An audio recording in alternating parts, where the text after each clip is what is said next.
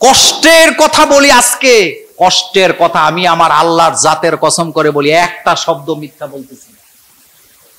Phone আসছে, eastern প্লাজায় বসে আছি, 50,000 টাকা নিয়ে 10 মিনিটের মধ্যে আসেন, নাইলে আপনাকে অ্যারেস্ট করা হবে। আমার মোবাইলে কত হাজার, এতে মনে হয় যেন তার আব্বাই আমার টেহা দিছে। কেন? লিস্ট হয়ে গেছে, ধরা হবে, টাকা না দিলে নাম কাটা হবে। আমাকে ফোন করতে, আমাকে, আমি আমার আল্লাহকে সাক্ষী রেখে বলতেছি। কিন্তু এত সোজা না। আমরা কি কোনো চোর, বাটপার, ডাকাত? জীবনে কাউকে একটা থাপ্পড়ও দেই নাই এই হাত দিয়া, কারো একটা গালিও দেই নাই, কাউকে গালি দেই নাই জীবনে আমি। আমার মনে পড়ে না। আপনি আমার গ্রামে যান, যেই গ্রামে আমার জন্ম, কেউ আপনার কথা বিশ্বাস করবে না, আমি কাউকে একটা গালিও দিই নাই। 50,000 টাকা নিয়ে আইতে, তাও সময় কত? মাত্র 10 মিনিট। মনে করছেন মোল্লা নাজিম সেদিন ভয় পাইছিল? বলছি 1 টাকাও দেব না। বলতেছে আপনার লিস্টে নাম 17 নাম্বারে। আমি কই 17 না, এটা প্রয়োজনে 1-এ আনো, 50 পয়সাও দেব না। কান্দির পাড়ের মোর্চায় আমি মোল্লা নাজিমকে দাঁড়া করায় যদি গুলি করা হয়, আল্লাহর কসম 1 টাকাও দেব না। কারণ অন্যায়ের কাছে, বেদ্দিনের কাছে, জালেমের কাছে মাথা নত করার প্রশ্নই আসে না। শিয়ালের মতো 1000 বছর বাঁচতে চাই না, সিংহের মতো 1 ঘন্টা বাঁচতে চাই।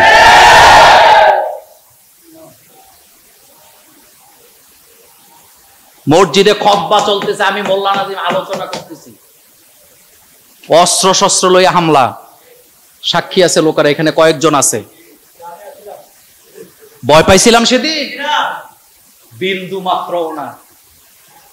এতগুলা অস্ত্রধারী সন্ত্রাসের সামনে বুক ফুলাইয়া সেদিন আমার বক্তব্য নোট যা ছিল সেটা বলেছিলাম, এবং বলেছিলাম 1 মিনিট আগেও জুমা হবে না, আমি আমার আলোচনা করব, তারপরে আমি আমার নামাজ পড়াবো। কারণ সৎ সাহস, অহংকারের জন্য কথাগুলা বলি নাই।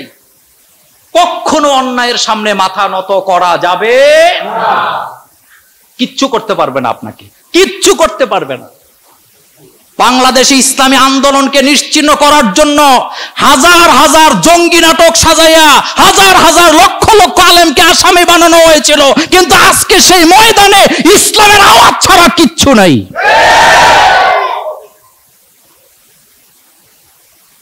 কি বুঝলেন? অন্যায় কোনোদিন চিরস্থায়ী হয় না। কিয়ামতের ময়দানে ধরবে কে?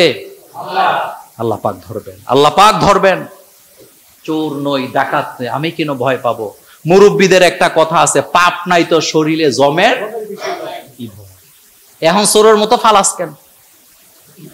এত পাওয়ারফুল ব্যক্তি, যে হাতের কলম দিয়ে হাজার হাজার অবৈধ আইন করে নিরপরাধ মানুষকে শেষ করে দেওয়া হয়েছে, তার পক্ষে একজন আইনজীবী নাই।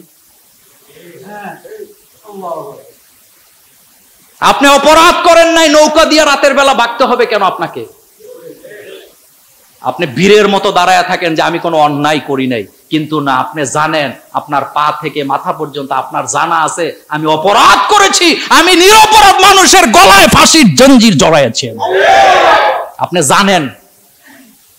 এই জন্য আপনি ভাগেন।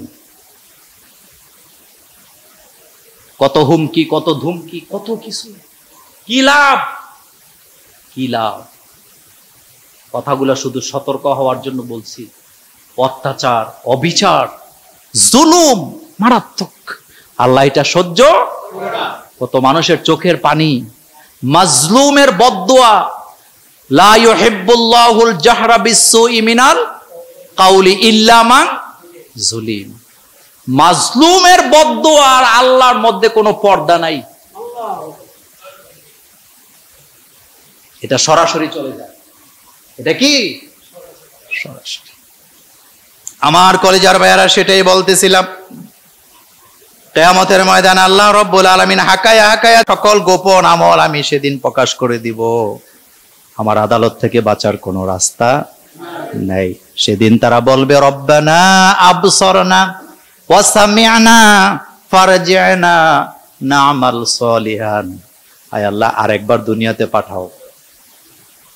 কথা বুঝতেছেন কি বলতেছে? আয় আল্লাহ এখন তো দেখলাম, বুঝলাম, শুনলাম, আলেমরা যা বলবে তা করব, আলেমদের কথার বাইরে কিছু করব না, তোমার কোরআন হাদিসের বাইরে যাব না। আল্লাহ আরেকটা বার দুনিয়াতে পাঠায়া যাও, এবার যদি পাঠাও ফেরেশতা আমো। তা আল্লাহ বোধহয় খুব আচ্ছা ঠিক আছে যা। আল্লাহ পাক বলবেন আওয়ালাম নুআম্মিরকুম, আমি কি বয়স দিছিলাম না? তারা বলবে রব্বানা আবসরনা ওয়া সামিআনা ফারজি'না না'মাল সলিহান ইন্না মুকিনুন। আল্লাহ আরেকবার পাঠান, নামাজ পড়মু, রোজা রাখমু, ইসলামী আন্দোলন করমু, আলেম ওলামার পিছে পিছে ঘুরমু, কোরআন হাদিস ছাড়া কিচ্ছু করমু না। আল্লাহ কথা দিলাম আরেকবার পাঠাও। আল্লাহ পাক বলবেন আওয়ালাম নুআম্মিরকুম, আমি কি তোরে বয়স দিছিলাম না? 70, 80, 40, 50, 60 বয়স দিছিলাম, কি করছো এটাও জানি, আরেকবার দিলে কি করবি সেটাও জানে কিনা আমার রব?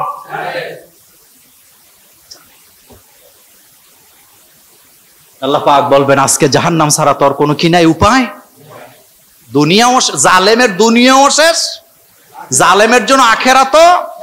হযরত নূহ আলাইহিস সালাম ছেলেকে বারবার বুঝাইছে, তুফান আসবে, বৃষ্টি আসবে, বন্যা আসবে। ছেলে কয় গাছের আগায় উঠমো। এবার নূহ আলাইহিস সালাম কয় গাছ ডুবে যাবে। ছেলে কয় পাহাড়ের উপরে উঠমো। এবার নূহ আলাইহিস সালাম কয় পাহাড়ও ডুবে যাবে। ছেলে কয় পাহাড়ের উপরে গাছে উঠবো। কুত্তার লেজ, চিন্তা করছেন? তাতে গাছে উঠবো তো গাছ ডুবে যাবে, পাহাড়ে উঠবো তো পাহাড় ডুবে যাবে, পাহাড়ের উপরে গাছ আছে। বাঁচতে পারছে? হযরত মূসা আলাইহিস সালাম ফেরাউনরে কত ভাবে বুঝাইছে, ফেরাউন কি বুঝছে? আপনি জানেন না, ফেরাউন 1 সেকেন্ড আগেও জানে না তার পতন হবে, কারণ সে জানলে কখনো সে নদীর মধ্যে না নামতো না। আপনি কি নদীতে নামবেন? ফেরাউনের লোকেরা যখন আসলো, হযরতে মূসা আলাইহিস সালাম তার উম্মত নিয়ে সমুদ্রের কিনারে আসলেন। 3 দিকে ফেরাউনের বাহিনী, অস্ত্র শস্ত্র হাতে আছে না নাই? পৃথিবীর ইতিহাস পড়ে দেখেন, অস্ত্রধারীরা কখনো বিজয় লাভ করতে পারে নাই, লাঠি ওলাদেরকে বিজয় দিছে কে? ব্রিটিশের হাতে কি আর শহীদ তিতুমীরের হাতে কি? বিজয়টা কার? লাঠির। মূসা আলাইহিস সালামের হাতে কি? ফেরাউনের হাতে কি? কিন্তু বিজয় কার? কাপে কাপে মিলেনি। তারা বলতেছে ইন্না লামুদরিকুন, আমরা তো ধরা পড়ে গেছি, মূসা এখন যাব কোথায়? মূসা আলাইহিস সালাম কয় লা তাখাফ ইন্নাল্লাহা মা'ানা, ভয় পাওয়ার কারণে আল্লাহ তো আমাদের সাথেই আছে। মূসা আলাইহিস সালামের উম্মতেরা বুঝে না, কয় এটা কি বলে? 3 দিকে ফেরাউনের বাহিনী, সামনে সমুদ্র, বিজয়ের কোনো রাস্তাই নাই, ফেরাউনের ধ্বংস হওয়ার কোনো সম্ভাবনাই নাই। 12টা বাজে এখনো কিছু বুঝি না। আল্লাহকে আরেকটু অপেক্ষা কর। মূসা আলাইহিস সালাম বলতেছে আল্লাহ বলতেছে টেনশনের কোনো কারণ নাই, তোমার হাতে কি? কয় লাঠি। আল্লাহ বললেন আঘাত করো। কোথায়? এই গল্প না কোরআন? আপনি চিন্তা করেন তো, ঠান্ডা মাথায় চিন্তা করেন, 3 দিকে ফেরাউনের বাহিনী অস্ত্র শস্ত্র নিয়ে, 3 দিকে, সামনে কি? এর চাইতে বড় বিপদ আর আছে? মূসা আলাইহিস সালামের উম্মতেরা নিশ্চিত আমরা শেষ, এবং তারা আমাদেরকে শেষ করে ছাড়বে আজকে। কোথায় যাব আর? তারা 3 দিকে, আবার সামনে সমুদ্র, নৌকা নাই, কিস্তি নাই, ব্রিজ নাই, কিচ্ছু নাই, টানেল নাই। আর মূসা আলাইহিস সালাম এর ভিতরে বলতেছে লা তাখাফ, ভয় পাইও না, আল্লাহ ইন্নাল্লাহা মা'ানা, নিশ্চয় আল্লাহ আমাদের সাথে।